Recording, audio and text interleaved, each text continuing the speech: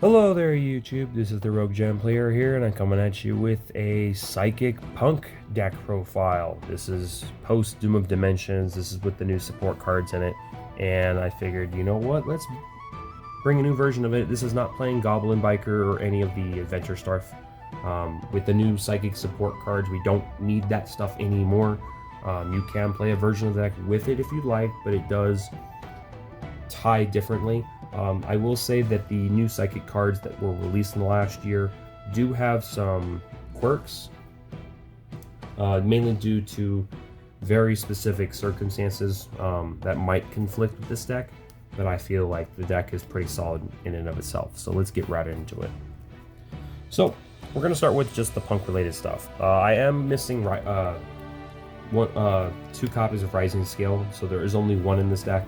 So keep that in mind if you are wanting to play a version of this deck. I would advise playing 3 of it because it's really that good. We are going to start with 3 copies of Xiamen. She is the best one in the entire deck. This is the one you pretty much summon no matter what. The ability to just add a punk monster from deck to hand and just gives you so much advantage because you can summon off of Vitaly. You can summon her off of the various other monsters in the deck. It just gives you so much advantage. And not to mention, Vitaly is now searchable, so you always have access to her, which I think is pretty important. We then play, for basically all of the 1-ofs, because it's all 1-ofs, playing 1 copy of Shirakusai, 1 copy of Manic Spider, 1 copy of Wagon, as our main level 3 targets. Once you've got into the engine, if you're using Rising Carp, we then play the 1 copy of Gearnote, which you do summon off of the Rising Scale if you haven't already accessed it, or Rising Carp. The 1 copy of Ogre Dance, the 1 copy of the Rising Scale, and 1 copy of Foxy Tune. These are all of the punk monsters you're going to summon, or you're going to be able to play. If you get any of them, that's fine. We do have ways of getting them out of our hand thanks to the field spell and so forth, so it's not the end of the world if you do, but I will say that you should be playing more of this card. I just only own 1 copy currently at the moment. Now for the Psychic related stuff. So if you've ever seen Earth Psychics, you probably recognize this card. Serene Psychic Girl. This used to be Esper Girl. Now it's retrained. That is actually really good. On normal or special, you banish a card from hand to summon a level 4 or lower Psychic from the deck, and then it does lock you into Psychics from the extra deck for the rest of the turn. So you have to be very careful with things like Rising Carp. So if you're accessing the punk portion of the deck, you cannot summon the Amazing Dragon or Rising Carp. You can only summon Jam Dragon Drive or the new Exceed monster. So keep that in mind. Not to mention, she does level modulate, so that does give you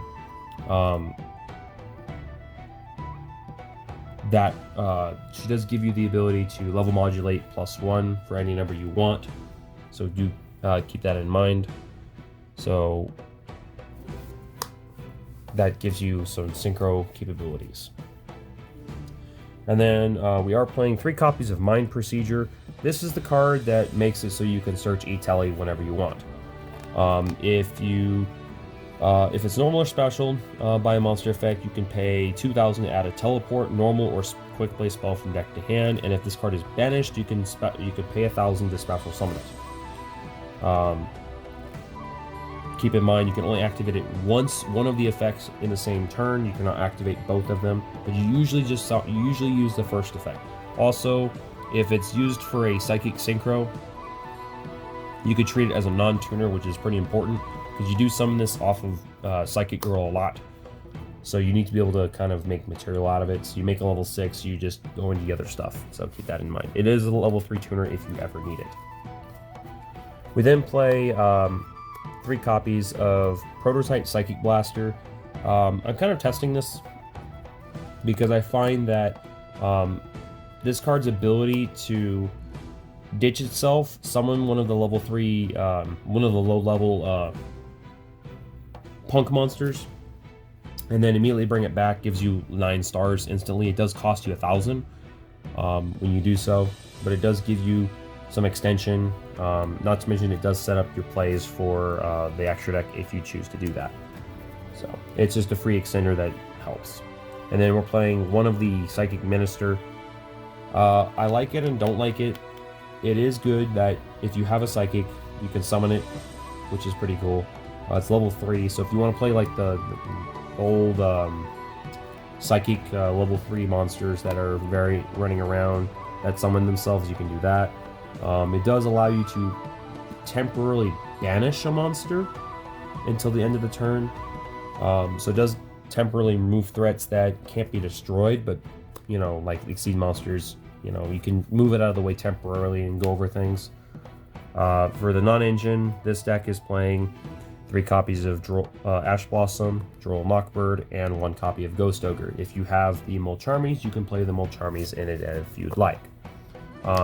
Ghost Ogre is in here because you can search it out with Jam Dragon Drive. For spells, we're playing 1 copy of Punk Jam Extreme Session. The ability to banish a Punk, to summon one from hand, to special one from hand is really good. Not to mention you can draw, anytime you pay with a Psychic monster, not a Punk specifically, you draw cards and you can do that twice a turn. So you get 2 draws during a combo if you already have this on board. And then for the other Psychic stuff, we're playing 3 copies of Emergency Teleport because we are allowed to play 3 copies of Emergency Teleport. This card is absolutely busted. Not to mention it is not a once per turn. It gives you the ability to play the game without using your normal summon, which is pretty cool. So now you have other things you can worry about, like you can use the Punk engine to get into the rest of it. So not to mention that if you do open with one of them, you know, you can go into Serene, into Mind Procedure, and then you can get another copy of it from the deck as well. So that's also pretty cool. We do have a copy of Teleport Fusion. This is their main fusion spell. You do search this in the combos that the deck does play, so you don't ever need more than 1. Not to mention, you can really just give you so much advantage because you play this and it's a Miracle Fusion first and foremost, because you banish from field or grave, so you can do that.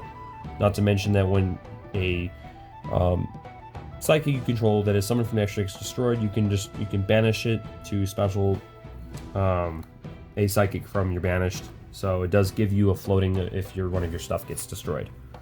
So that's pretty cool as well.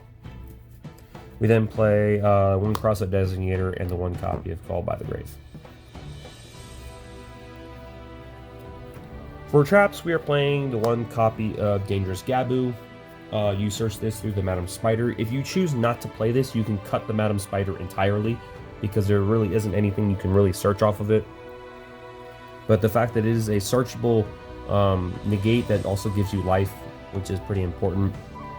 So keep that in mind. We then play 3 copies of Infinite Permanence and 2 copies of Evenly Matched. I'm throwing in 2 spaces because I have room to kind of play with it. And it's pretty cool to have some just random disruptions when going second. Now, for the extra deck. This extra deck is not completely final. I'm kind of waiting for like a new Psychic monster to kind of really bust the deck open.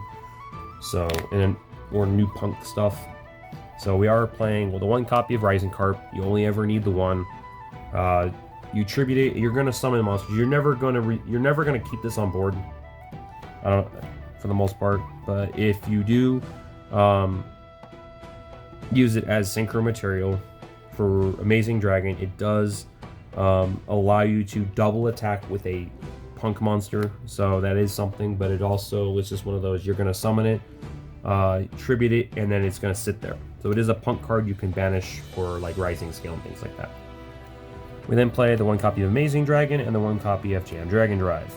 These are, well, Amazing Dragon is kind of like a auto win button if you manage to resolve it.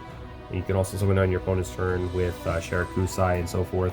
Jam Dragon Drive is broken in the fact that it searches every time it's special. So, and you can resurrect it through various other effects, including its own. You do get to search a level 3 Psychic, which there are quite a few in this deck, and it's not archetype specific, so keep that in mind as well. And it also triggers the field spell as well, so you can draw a card on your opponent's turn if you manage to bring it back if necessary. We are playing the one copy of Punk Jam Fever. This card is now mandatory. You have to play it. You usually use this over the Jam Dragon Drive, and then you negate something with it, and then you bring back the Jam Dragon Drive anyway. And because you are paying life to negate a monster effect, you can obviously draw off the field spell. So that's all of the Punk related stuff that we are playing in this deck. For like the random Psychic stuff, we are playing one Serene Psychic Sorceress, which searches a teleport, or sets a teleport, normal, or quick play from deck, or graveyard, or banishment. So if you manage to resolve Teleport Fusion and banished it, you can still set it if you need it.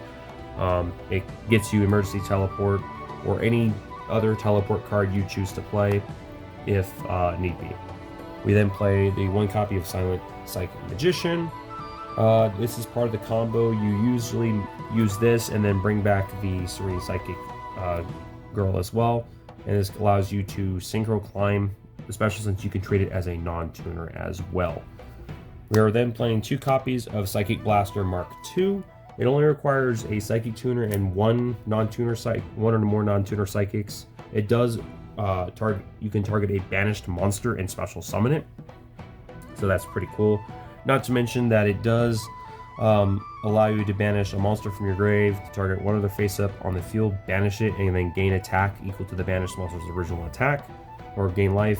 So it does allow you to remove threats at 3200, and it's very easy to make. We then play the one Crossmind Archfiend. Another one of those. During the main phase, you can target a banished level 7 or lower Psychic, special summon it, so it does recur a monster. And then during the battle phase, you contribute a monster, gain life, and attack. And then it's just neat. It allows you to run over things after you've already poked, gain some life back, because this deck pays a lot of life for basically no reason. We are then playing one copy of the Cursed Thunder God. It is a Psychic that you can play under the restriction that Serene Psychic Girl does put on you. And not to mention, it does allow you to on your opponent's turn, pay 1500 to basically destroy every face-up monster your opponent controls, or face-up spell traps. So it is a disruption that you can play. And then we're playing one copy of Psychic Aim Punisher because, like I said, we pay a crud ton of life points in this deck, and you need to be able to basically make a boss monster that kind of just kills it. So this is an auto win button if you manage to resolve it. And then for the remaining stuff, we're playing one Axon Kicker Oracle and the one copy of Absolute Axon Kicker, which a lot of the time you're going to use the teleport fusion to make this, which is going to float into this, because while you could make the Oracle normally, the only benefit is that it does gain attack equal to the number of extra deck material that is used as part of a summon times 1,000, so it can gain up to 2,000, making it 49. The fact that it is also an Omni Negate as well, that can be floated off of Absolute, which cannot be destroyed by card effects, which is pretty important.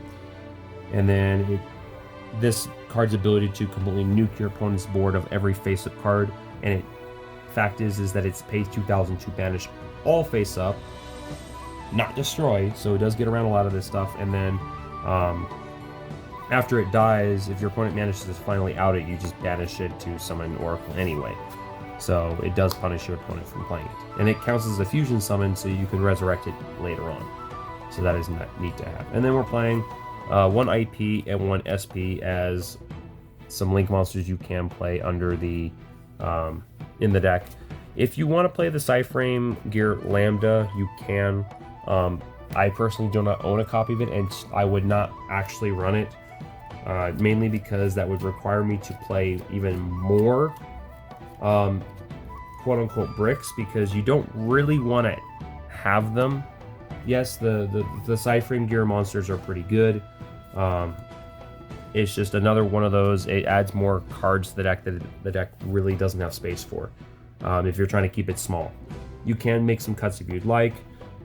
It just not my personal preference in that regard. So let me know what you guys think. Comment, rate, subscribe, and I'll see you guys next time. Bye.